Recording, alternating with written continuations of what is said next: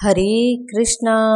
श्रीमद् भगवद गीता श्लोक संख्या 29। बेपथु च शरीरे मे रोमहर्ष च जायते गांडीवं सत्रशते हस्तात् त्वक् च एव परिदहते। मेरा सारा शरीर कांप रहा है, मेरे रोंगटे खड़े हो रहे हैं, मेरा गांडीव धनुष मेरे हाथ से सरक रहा है और मेरी त्वचा जल रही है। तात्पर्य: शरीर में दो प्रकार का कंपन होता है और रोंगटे भी दो प्रकार से खड़े होते हैं। ऐसा या तो आध्यात्मिक परमानंद के समय या भौतिक परिस्थितियों में अत्यधिक भय उत्पन्न होने पर होता है। दिव्य साक्षात्कार में कोई भय नहीं होता।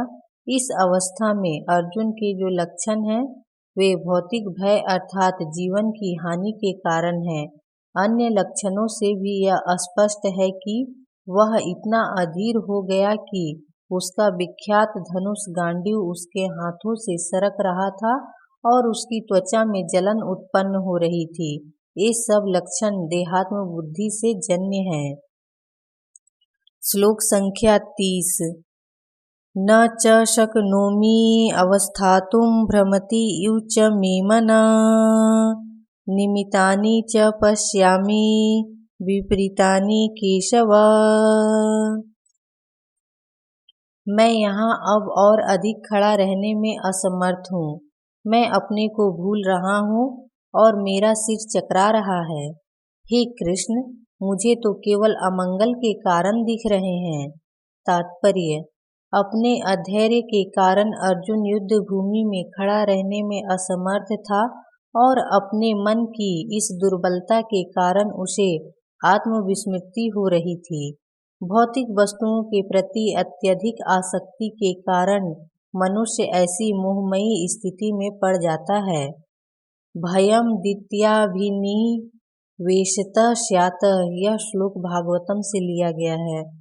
ऐसा भय तथा मानसिक असंतुलन उन व्यक्तियों में उत्पन्न होता है जो भौतिक परिस्थितियों से ग्रस्त होते हैं। अर्जुन को युद्ध भूमि में केवल दुखदायी पराजय की प्रतीति हो रही थी। यह शत्रु पर विजय पाकर भी सुखी नहीं होगा। निमित्तानि विपरीतानि शब्द महत्वपूर्ण है। जब मनुष्य को अपनी आशाओं में केवल निराशा दिखती है तो वह सोचता है, मैं यहाँ क्यों हूँ। प्रत्येक प्राणी अपने में तथा अपने स्वार्थ में रुचि रखता है। किसी की भी परमात्मा में रुचि नहीं होती। कृष्ण की इच्छा से अर्जुन अपने स्वार्थ के प्रति अज्ञान दिखा रहा है। मनुष्य का वास्तविक स्वार्थ तो विष्णु या कृष्ण में निहित है। बद्ध जीव इसे भूल जाता है, इसलिए उसे भौतिक कष्ट उठाने पड़ते हैं। अर्जुन ने सोचा कि उसकी विजय केवल उसके सुख का कारण बन सकती है। हरे कृष्णा।